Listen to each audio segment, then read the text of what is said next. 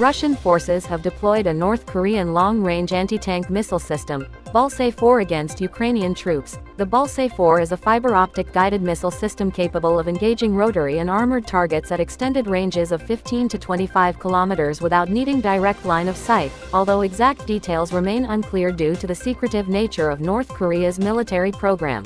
Japan has agreed to sell an undisclosed number of Patriot missiles to the United States for $19 million to help replenish U.S. stockpiles that have been depleted after bolstering Ukraine's air defenses. The Ministry of Defense emphasized that the PAC-3 missiles sold to the U.S. would not be provided to non-U.S. government entities and are intended solely to backfill U.S. stockpiles.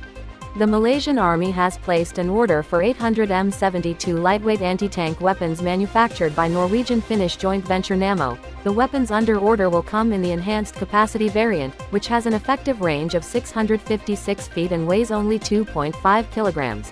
Taiwan has partnered with American aerospace firm Rapid Flight to explore the potential of 3D printing in rapidly producing unmanned aerial vehicles. The partnership was established following reports that Taiwan and the U.S. will need more low-cost drones to effectively defend against China in case of an invasion.